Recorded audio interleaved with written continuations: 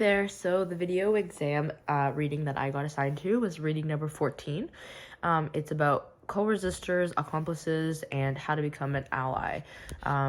So the first step, so being an ally. So you have to actively support the struggle, stand up even when you feel scared, transferring the benefits of your privilege to those who have less, acknowledging that the conversation is not always about you. So remember to recognize that every person has a basic right to human dignity, self-reflection, and always just checking in with one's motivations and community members as a way of life.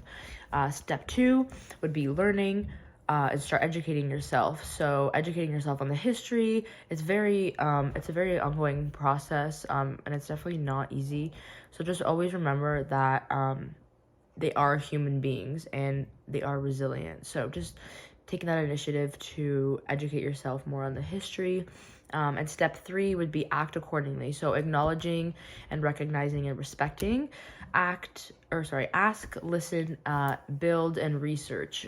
Workplace organizations can practice good allyship by hiring Indigenous people to be involved, properly crediting Indigenous people, passing the mic, I guess, onto Indigenous people, and recognizing that Indigenous peoples are our people as well. So that was what my reading was about.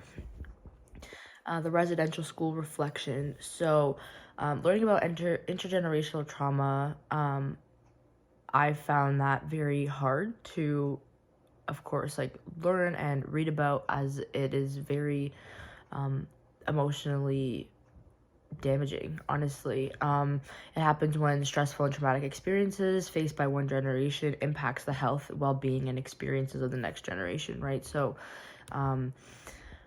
I just learned how that the residential schools affected not just that generation that happened, and they included parenting models based on punishment, abuse, coercion, and control, with little experiences of nurturing family environments from which to draw.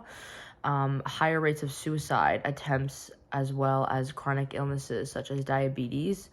Implemented the Truth of Reconciliation Day, which I'm like very I was very interested in learning about how that came to be. So it was the mandate to document the truth of survivors, families, communities, and anyone personally affected by the residential school experience, as I feel this is super important because not a lot of people know what happened and it kind of gets brushed under the rug. And I feel like this is a very important day, especially now with our generations, knowing like how all the generations are impacted now, even if they physically weren't impacted by it.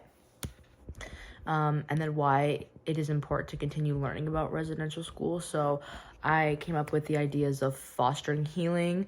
It teaches about the history of the residential schools in order to fully understand the current state of Indigenous concerns, especially within Canada.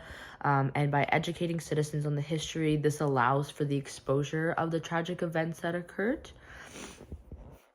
And how can I learn more about it? So I wrote by maybe visiting Residential School Survivor Society and First Nations Health and Authority websites, visiting the reserves, doing good work for those people, doing more research on it, being more involved and supporting within their communities, and being an advocate for them.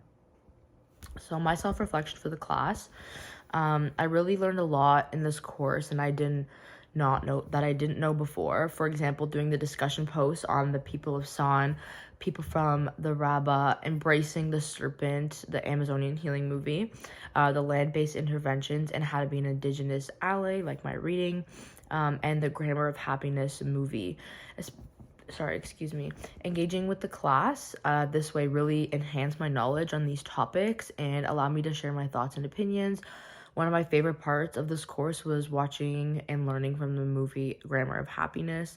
The movie as a whole was just really interesting. Even after it, I found myself reflecting on it and the moral and ethical issues as well. And the positive friendships that were built and the hard work and all the advocacy that was put into it. I personally do not have much knowledge on Indigenous people and their communities. However, this course kept me very open-minded and always invested to learn more.